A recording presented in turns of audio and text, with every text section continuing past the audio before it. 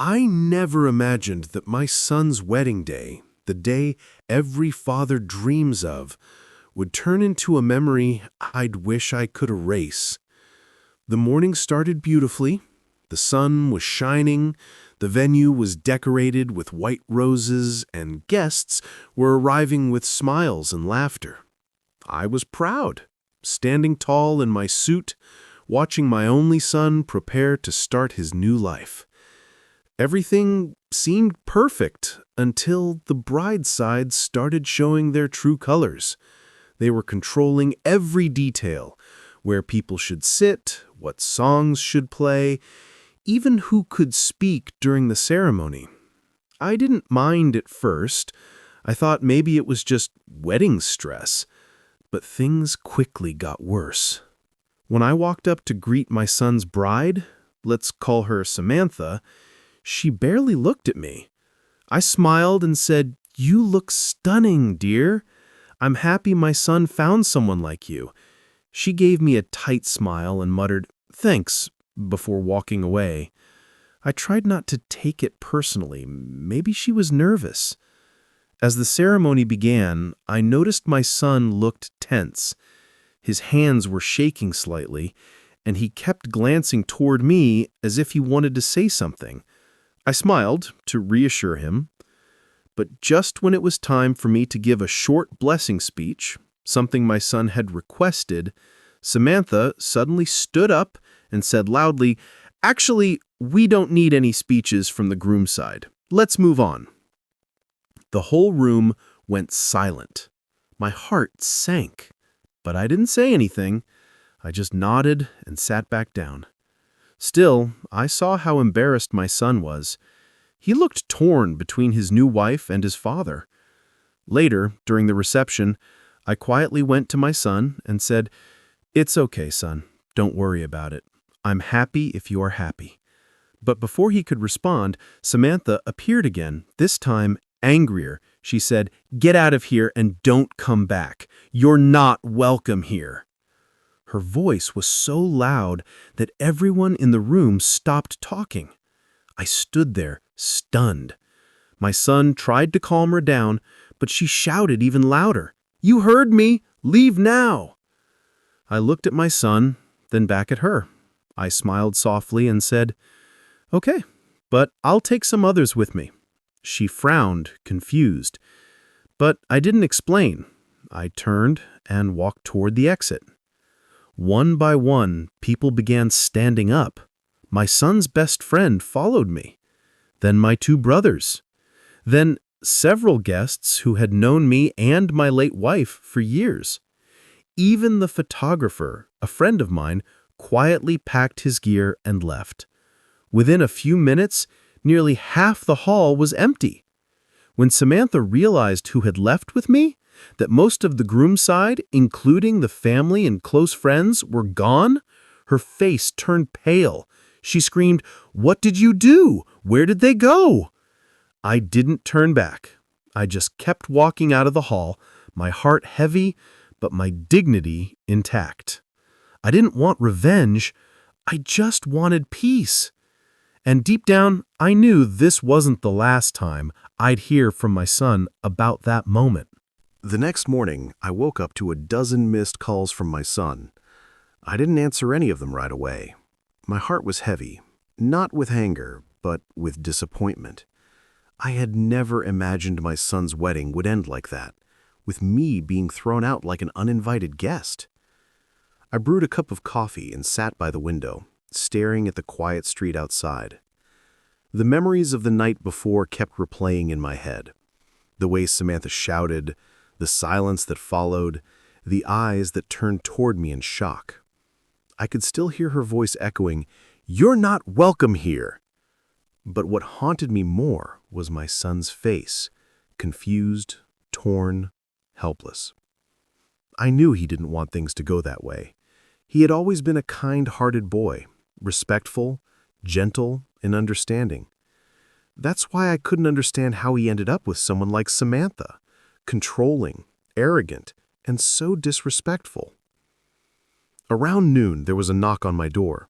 When I opened it, there stood my son, his eyes red, his tie undone, his whole body trembling slightly. "Dad," he said softly, "can I come in?" I nodded and moved aside. He stepped in and just stood there, silent. I could tell he was holding back tears. Finally he spoke. "I'm sorry, Dad. I didn't know she'd do that. I tried to stop her, but she just—" He paused, shaking his head. "I don't even know what came over her." I placed my hand on his shoulder and said, "Son, it's okay. You don't have to apologize for someone else's behavior, but you do have to think about what kind of marriage you want to live in." He sank into the couch, burying his face in his hands. "I love her, Dad. She's not easy. She always wants control over everything. Even last night after you left, she kept yelling at the staff, accusing me of embarrassing her. It was horrible." I sat across from him, letting him talk. He needed to let it all out. "You know, your mother used to tell me that a marriage isn't about who's right, but about who's kind. If one person stops being kind, everything falls apart." He nodded slowly. "I know," he said, "but I thought she'd change once the wedding stress was over." "People don't change that easily, son," I replied gently. "And if they do, it's only because they want to, not because someone expects them to." He sighed and leaned back. "She's been like this since we got engaged. She didn't want you involved in any planning because she thought you'd interfere. I told her you wouldn't, but she didn't listen." That explained a lot. Suddenly things made sense. Why I was given limited details about the event, why my seating arrangement had been changed last minute, why I hadn't been asked to give a father's speech, even though my son had wanted it. She'd planned this from the start. Still, I didn't want to speak ill of her. I said, "Maybe she's insecure, son. Maybe she thinks she'll lose control if others are part of your life. But if she truly loves you, she'll realize that pushing people away isn't love, it's fear." My son looked at me with tears in his eyes. "I think I made a mistake, Dad," he whispered. That broke my heart. I got up and sat beside him, pulling him into a hug.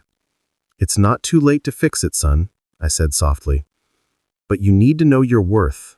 Don't let anyone make you feel small, not even the person you love." We sat there for a long time, just silent. Eventually, he left, saying he needed to think. I watched him drive away, praying he'd find the strength to face the truth. A week passed before I heard from him again. He called one evening and asked, "Dad, can I come over?" His voice sounded calmer. When he arrived, I noticed something different, a quiet determination in his eyes. He said, "I told Samantha I'm staying at my place for a while. She didn't take it well, but I need space." I nodded, proud of him for standing up for himself. "You did the right thing, son. Sometimes distance helps people see what they've lost." Then he told me something that made me stop. He said, "After you left the wedding, her family started blaming her. They said she went too far, that she embarrassed everyone. Even some of her friends refused to talk to her. She cried, Dad. She said she didn't realize so many people respected you." I didn't say anything. I just listened. He continued, "She wants to apologize to you." I took a deep breath. "Son," I said, "I don't hold grudges. If she's sincere, I'll forgive her. But forgiveness doesn't mean forgetting what happened." A few days later, Samantha came to my house with my son. She looked nervous, holding a small bouquet of flowers. "Mr. Anderson," she said quietly, "I'm so sorry for what I did. I was stressed, angry, and I took it out on you. You didn't deserve that." I looked at her, and for a moment, I saw not the angry bride from that night, but a scared young woman who had realized her mistake. "Thank you for saying that," I replied. "It takes courage to admit when we're wrong. I accept your apology." She nodded, tears in her eyes. As they left, my son hugged me tightly. "Thank you, Dad," he whispered. I smiled. "Just be happy, son. That's all I've ever wanted." But as I watched them walk to their car, I couldn't help wondering if love built on control and fear could truly last. Sometimes lessons come the hard way, and sometimes people have to lose something precious before they realize its value. 2 months passed after that uneasy truce. Things seemed calmer on the surface, but I could feel that something wasn't right. My son called me less often, and when he did, he sounded distant, careful with his words, as if Samantha was always listening. I didn't want to intrude, so I kept my distance, though every night I found myself wondering how he was doing. One evening, I decided to stop by their home unannounced, just to see them. When I arrived, the lights were dim, and through the open window, I could hear voices, raised, tense voices. My heart sank. I didn't want to intrude, but their words carried easily through the still night air. Samantha was yelling, "You always take your father's side. You think he's perfect, but he's trying to ruin our marriage." My son's voice was calm but firm. "He's not trying to ruin anything, Sam. He just cares about me. Can't you see that?" Then came the sound of something slamming. Maybe a door, maybe a glass. I took a step back, realizing my presence would only make things worse. Quietly, I walked back to my car and drove home. That night, I couldn't sleep. I kept hearing her words dripping with resentment, as if I was the enemy. The next morning, my phone buzzed. It was a message from my son. "Dad, can I come by later? I need to talk." When he arrived, his eyes told me everything before he spoke. "Dad," he said, "I think it's over." He sat down, exhausted. "We've been fighting almost every day. She says she can't forgive me for letting you walk out with her guests. She still blames you for embarrassing her." I sighed. "Son, some people hold on to their anger because it gives them power, but love can't survive in that kind of soil." He nodded slowly. "She moved out last night, went to her parents, said she needs time to rethink everything." He laughed bitterly. "I guess that's her way of saying goodbye." I felt a mix of sadness and relief. I didn't want his marriage to fail, but I also didn't want him trapped in misery. "Maybe it's for the best," I said softly. "You both need to heal. Sometimes love isn't enough when respect is missing." He stayed with me that night. We watched old home videos, him as a little boy running in the backyard, his mother laughing behind the camera. He smiled through tears. "I miss her. Mom would have known what to do." I put an arm around his shoulder. "She's still guiding you, son. Just listen to that small voice inside, the one that tells you right from wrong." A week later, Samantha called me. I didn't expect it. Her voice was quieter this time, softer, maybe broken. "Mr. Anderson, I just wanted to say, I left him. It's better this way. We both need to grow." I didn't argue. I simply said, "I hope you find peace, Samantha." And for the first time, I truly meant it. I hung up and stared at the wall for a long time. The house felt both empty and peaceful. My son eventually filed for divorce. It was painful, but he began to heal. He started running again, reconnected with friends, and even got a promotion at work. Life was slowly finding balance. One evening, as we sat on the porch watching the sunset, he turned to me and said, "Dad, you know that night, the wedding, when she screamed at you? That was the moment I realized who she really was. I just didn't want to admit it." I smiled sadly. "Sometimes truth comes wrapped in noise, son. You just have to be brave enough to listen." He nodded, then laughed softly. "You know, half the people who left with you that night still talk about it. They said it was the most dramatic wedding they'd ever been to." We both laughed. "Maybe one day I'll tell that story to my grandkids. They'll think their grandpa was a troublemaker." But deep down, I knew it wasn't about revenge or pride. It was about standing tall when someone tried to humiliate you and leaving with dignity. A few weeks later, something unexpected happened. Samantha's mother called me. "Mr. Anderson?" she said hesitantly.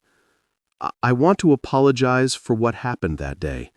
My daughter was wrong, and I should have stepped in. You didn't deserve that." I was stunned. "Thank you," I said quietly. "That means a lot." Then she added, "Samantha is in therapy now. She's realizing how much she hurt people who cared for her. She even said she wants to thank you one day for walking out that night. She said it made her face herself." I didn't know what to say. Sometimes life teaches lessons in ways we don't expect. I hung up feeling oddly peaceful. That night, I sat on my porch again, the same spot where my son and I had talked so many times. The stars were out, bright and silent. I thought about everything: the wedding, the humiliation, the walkout, the scream.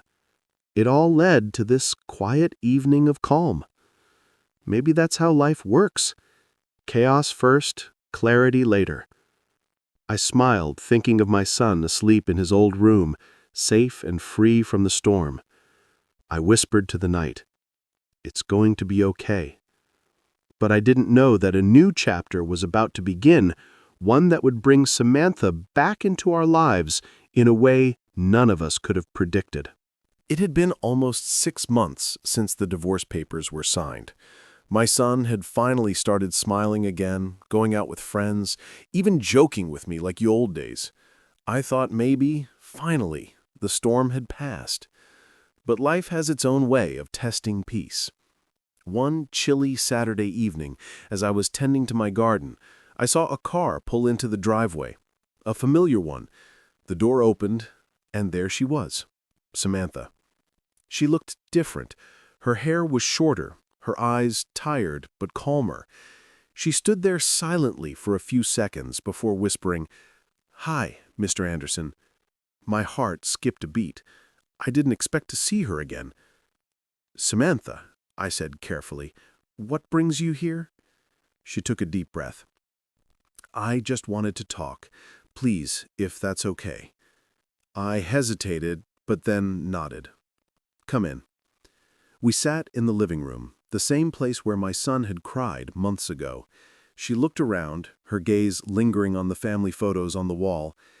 "He's not here, is he?" she asked softly. "No, he's out with friends." "Why?" She sighed. "I'm not here to cause trouble, Mr. Anderson. I just needed to say something I should have said a long time ago." She paused, eyes glistening. "You were right that night, about everything. I was scared of losing control, scared of not being enough for him. I thought if I pushed people away, I could protect what we had, but all I did was destroy it." I stayed silent, letting her speak. "When you walked out with half the guests that night, I felt humiliated. But later I realized it wasn't humiliation, it was guilt. I knew, deep down, that I'd gone too far. Therapy made me see that I was repeating my mother's mistakes. She used to control my father the same way." She looked at her hands, trembling slightly. "I don't expect forgiveness, but I wanted you to know I've changed." I looked at her carefully. There was no anger in her eyes now, only regret.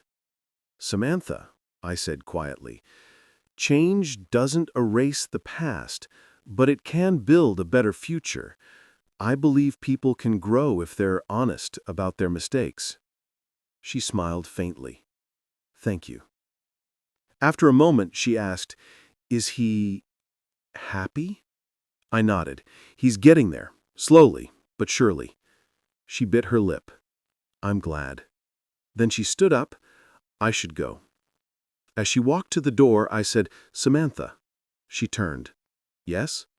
I looked at her and said gently, "Sometimes life gives second chances, but only if both hearts are ready." She nodded, her eyes moist. "Maybe one day." she whispered, and left.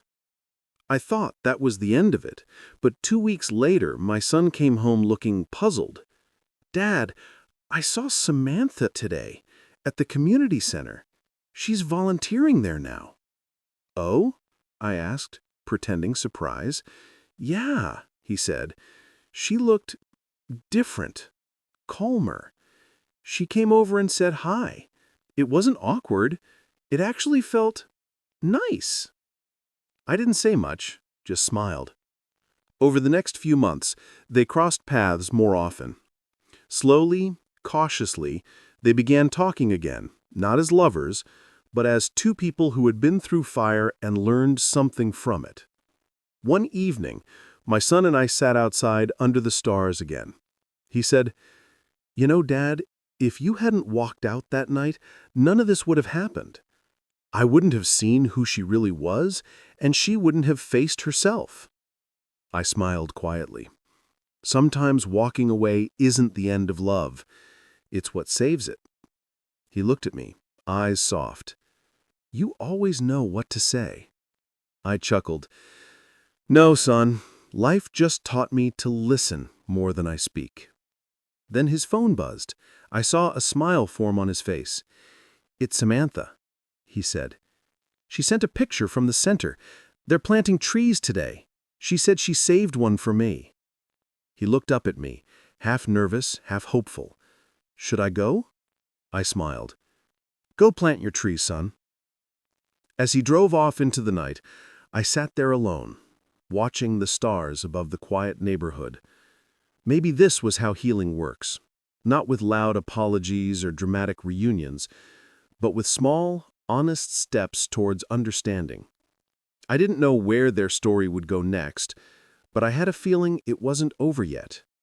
Because sometimes, even after the scream, the silence that follows can grow something beautiful. It had been almost a year since that unforgettable wedding day, yet somehow everything felt like a distant memory and a quiet lesson carved into time.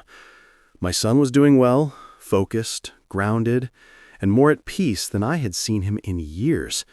But deep down, I could sense something shifting again, something gentle, like a tide coming back to the shore.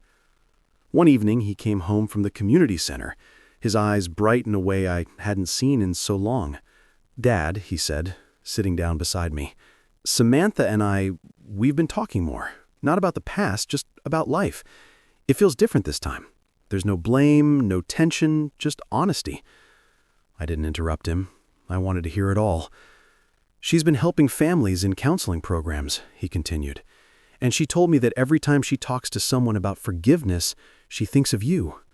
I smiled quietly. "Me?" He nodded. "She said when you walked away that night, it was the moment her reflection cracked. She saw herself clearly for the first time." I leaned back in my chair, staring at the dim glow of the porch light. "Sometimes, son, the hardest mirror is the one others hold for us." He laughed softly. "You always sound like you've lived 10 lives." I chuckled. Maybe I just paid attention to the one I lived. Weeks passed, and my son and Samantha kept working together. It wasn't a romantic reunion, not yet, but it was something better, mutual respect. One day, he invited me to a small event they organized for families struggling with separation. I went, unsure of how it would feel. When I arrived, Samantha was there, speaking in front of the group. Her words were calm and real. "Sometimes," she said, "we hurt people not because we hate them, but because we hate parts of ourselves we haven't healed yet." The room went silent. She looked at me briefly from across the hall, her eyes soft, grateful. I nodded once, a silent gesture of peace. After the event, she came over. "Mr. Anderson," she said, with a small smile, "thank you for coming. It means a lot." "You're doing good work," I said. "I'm proud of both of you." She hesitated. "You were right, you know. Life really does give second chances." I smiled. "Yes, but only to those brave enough to take them." Over the next few months, the air between them changed. They started having dinner together, sometimes inviting me along. I could see the trust returning piece by piece. They weren't the same people who had screamed and cried a year ago. They were humbler, softer, wiser. One rainy evening, as thunder rolled outside, my son stood by the window and said quietly, "Dad, I think I'm falling for her again." I looked up from my book. "Are you sure it's love, not nostalgia?" He thought for a moment. "It's not about the past anymore. It's about who she's become, who we've become." I smiled gently. "Then maybe this time it'll be built on understanding, not expectation." The next weekend, Samantha came over for dinner. It was awkward at first, like everyone was tiptoeing around ghosts, but laughter eventually filled the gaps. At one point, she looked at me and said, "I still remember that night, Mr. Anderson. When you smiled and said you'd take some others with you, I thought you were trying to humiliate me, but now I realize you were just leaving with your dignity." I nodded. Dignity isn't about pride. It's about knowing when to walk away without anger. She smiled softly. That night changed my life. Later that evening, after she left, my son said, "Dad, I think she's ready, and so am I." I knew what he meant. "Then take it slow," I said. "Let it grow naturally." Days turned into weeks, and one Sunday morning he came into the kitchen holding 2 cups of coffee. "Dad," he said, "Samantha and I are trying again." I looked at him, searching his eyes. They were steady, peaceful. I asked, "Are you happy?" He nodded. "Yeah, it's different this time. We talk. We listen. We don't run." I took the cup from his hand and smiled.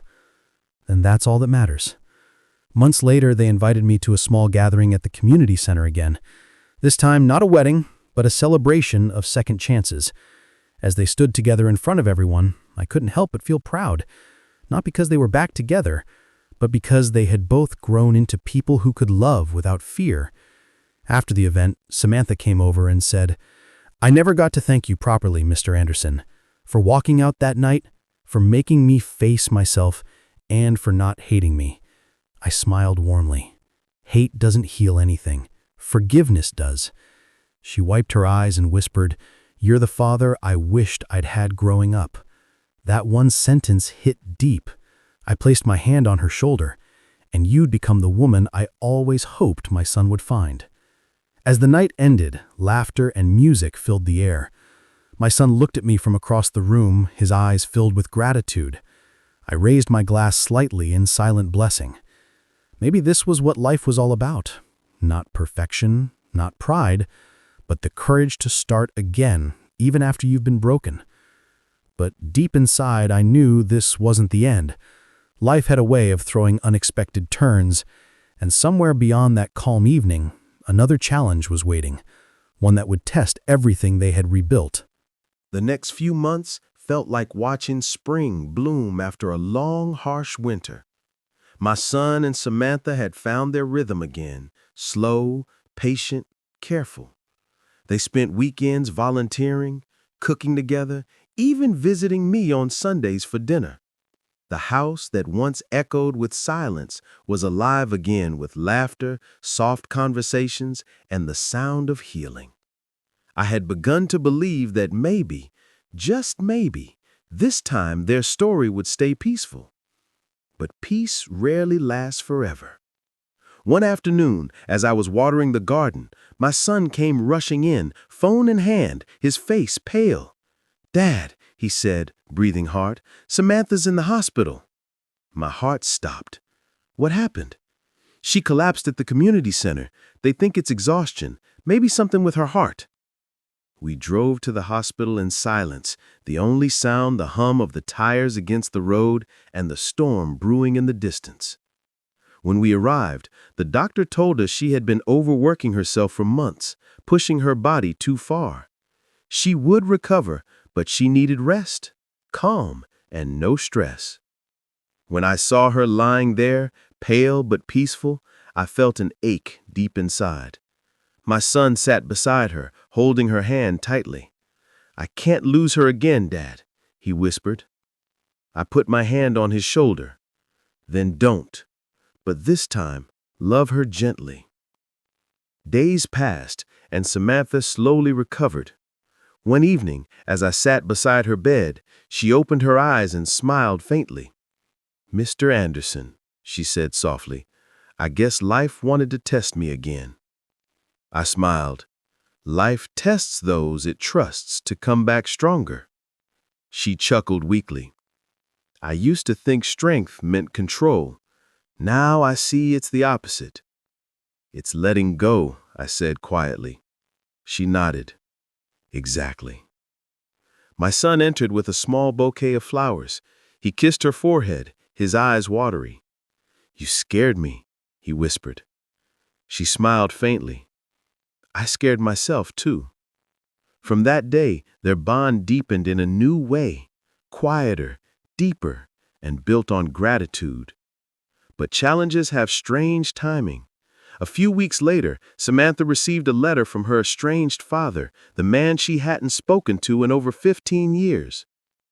"He wants to meet," she told us, her hand shaking. My son looked at her nervously. "Do you want to see him?" "I don't know," she said. "He's the reason I became so controlling. He used to shout at my mom, at me, everyone. I thought being in charge would protect me." I could see fear in her eyes, the kind that comes from old wounds reopening. I said gently, "Sometimes the only way to heal is to face what broke you." She nodded slowly. The next week, she agreed to meet her father. My son insisted on going with her, and I supported the decision. That day felt long. I waited at home, praying silently that it would go well. When they returned that evening, my son's face was unreadable. "How did it go?" I asked. He sighed deeply. "It was intense." "He apologized, Dad, for everything. He's sick now, and I think he just wanted forgiveness."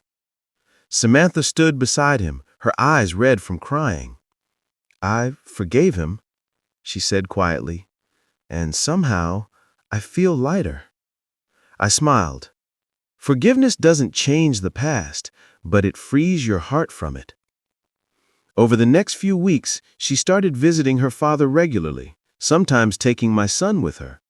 They brought food, helped with his medical bills, and even convinced him to move closer so they could look after him. It was strange, seeing everything come full circle. The woman who once shouted at me, now taking care of the man who had hurt her most. One night, as they sat in my living room after visiting him, Samantha said, "Mr. Anderson, I think you were right all along. Family isn't about who's perfect. It's about who stays." I smiled. Exactly. Staying doesn't always mean never leaving. Sometimes it means coming back stronger. My son took her hand. "We've both been broken," he said softly. "But now we're rebuilding, not just for us, but for the family we'll have one day." Her eyes lit up with tears and hope. That night, as I watched them talk about the future, kids, a new home, dreams they once buried, I felt something shift again inside me. Not fear this time, but quiet faith. Maybe all the pain, the humiliation, the heartbreak had been leading to this moment, to healing not just between two people, but across generations. But life had one more surprise waiting. A few weeks later, Samantha's father passed away peacefully in his sleep. It hit her harder than she expected. Yet instead of falling apart, she held herself together, saying, "He left peacefully because we made peace." The funeral was simple but heartfelt. As everyone left, Samantha turned to me and said, "You know, if you hadn't walked out that day, I'd still be the same angry person. You walking away started everything." I smiled, looking at her and my son standing side by side. Sometimes walking away isn't leaving, it's leading. She nodded, tears glistening in her eyes. My son wrapped his arm around her. "We're going to be okay, Dad," he said. I looked at them, and for the first time in a long while, I believed him. The storm had passed, but the story wasn't over. Because peace, like love, isn't something you find once. It's something you keep choosing every single day. Weeks turned into months, and though peace had settled into our lives, It never felt stagnant. There was warmth in the house again. Laughter from the kitchen, soft music on Sunday mornings, and quiet evenings on the porch, where my son and Samantha talked about their dreams. They had both changed in ways I could hardly believe. My son, once quick-tempered and withdrawn, was now calm and thoughtful. Samantha, who once lived with walls around her heart, was open, kind, and full of gratitude. One evening, as I sat by the fireplace, Samantha came and sat beside me. "Mr. Anderson," she began, "I know I've said this before, but I'll say it again. You saved us." I chuckled softly. "I didn't save anyone. You both did the hard part." She smiled faintly. "Still, you could have turned your back that day at the wedding, but instead you left to protect love, not destroy it." I looked into the fire and said quietly, "Sometimes love means walking through the storm so others can find shelter." She nodded, her eyes moist. That same week, my son announced something that caught me off guard. "Dad, we've been thinking," he said, glancing at Samantha, "and we want to move back to the old farmhouse. Mom loved that place, and we want to rebuild it, make it a home again." The words hit me deep. I hadn't been to that farmhouse in years, not since my wife passed away. It had become a ghost of the past, a memory I couldn't touch. "Are you sure?" I asked, trying to steady my voice. He smiled. "Yes, it's time we stop running from memories and start honoring them." A month later, we drove out to the countryside. The old farmhouse stood surrounded by tall grass and wild flowers, its wooden frame weathered but standing strong, just like our family. Samantha stepped out of the car and took a deep breath. "It's beautiful," she whispered. My son laughed. "You haven't seen the inside yet." We spent the next few weeks cleaning, painting, and repairing. Every nail we hammered felt like mending something invisible inside us. Sometimes, at night, I'd stand by the porch, watching them work together under the glow of hanging lights, and I'd feel my wife's presence again, as if she was smiling at us from the stars. One evening, Samantha found an old wooden box in the attic. Inside were photos, letters, and a diary, my late wife's diary. She brought it down carefully. "Mr. Anderson, I think this belongs to you." My hands trembled as I opened it. Each page was filled with her handwriting, thoughts about our life, our son, our struggles, and hopes for the future. One entry stopped me cold. "If love ever breaks our family apart, I hope it finds a way to rebuild through forgiveness." I closed the diary slowly, and for the first time in years I cried, not from pain, but from release. Samantha placed a gentle hand on my shoulder. "She'd be proud of you," she said softly. My son joined us, and we stood there together, three souls connected by love that refused to die. That night we decided to dedicate the farmhouse to her memory. A plaque by the porch read, "For Margaret Anderson, whose love built this home twice." Months passed, and the farmhouse came alive again. We planted a garden, rebuilt the fence, and even hosted small gatherings for neighbors. Samantha started a community outreach program there, helping families struggling with forgiveness and rebuilding. My son helped children from the town learn carpentry and repair old homes. It wasn't just a house anymore, it was a place of healing. One afternoon, a local journalist visited to do a story about the project.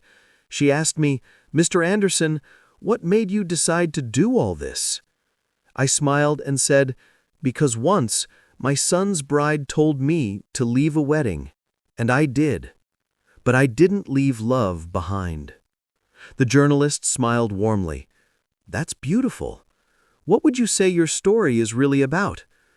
I looked at Samantha and my son working in the yard and replied, "It's about second chances.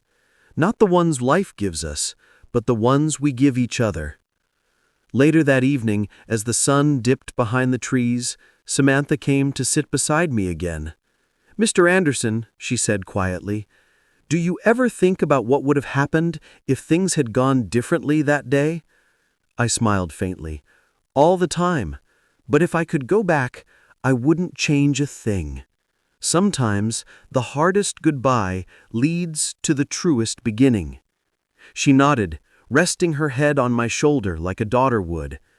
As the sky turned orange and gold, I felt peace settle deep within me, not the fragile kind that can be broken, but the kind built from scars and forgiveness. And somewhere deep inside, I knew the story wasn't ending. It was only beginning again in a home rebuilt by hearts that had once been shattered.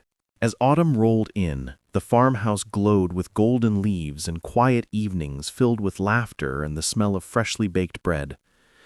The pain that once haunted us had turned into memories that no longer hurt, just whispered softly from the past. One cool evening, my son walked up to me on the porch, his hands in his pockets, his face thoughtful. "Dad," he said, "there's something we've been meaning to tell you." Samantha joined him, her eyes shining with nervous joy. I raised an eyebrow. "What is it?" She smiled shyly. "We're expecting." For a moment, I couldn't breathe. Then I laughed, a sound I hadn't heard from myself in years. I hugged them both tightly, tears blurring my vision. "Your mother would be so proud," I whispered. My son smiled. "I think she already knows." From that day, everything changed. The house buzzed with new energy. Samantha decorated the nursery with soft colors, my son built a crib by hand, and I spent hours sitting in the rocking chair I once used for him when he was a baby.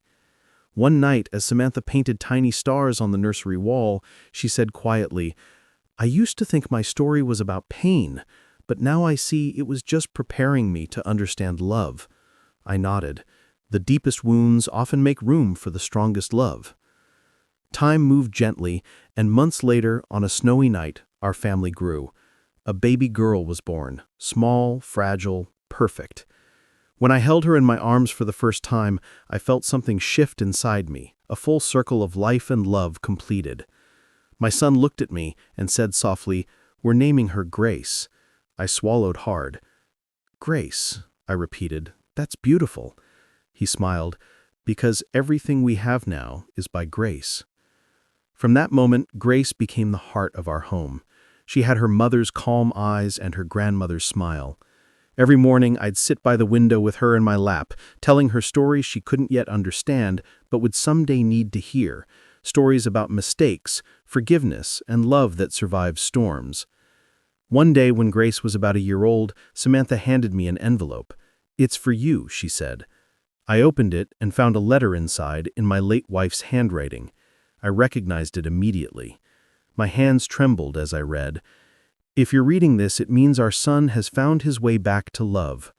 Remind him that family isn't built on perfection, but on forgiveness. And remind yourself, John, that walking away that day wasn't the end. It was the beginning." I sat there speechless. The letter had been sealed inside one of her old books, unopened for years. How strange that it surfaced now when every word felt like it was written for this very moment.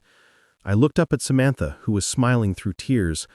"Your wife was a wise woman," she said softly. "No," I replied. "She just understood love in a way most people never do."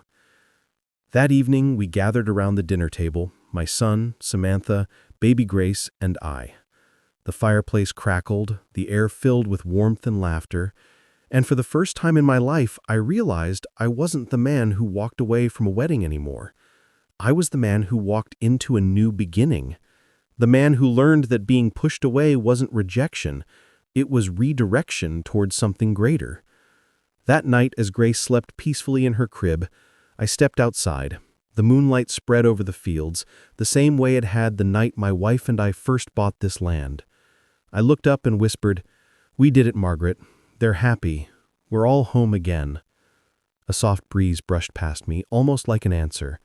And in that quiet moment, I finally understood the story wasn't about loss or regret. It was about finding love in unexpected places, forgiving the past, and learning that even when life says, "Get out of here," It might just be sending you toward where you truly belong.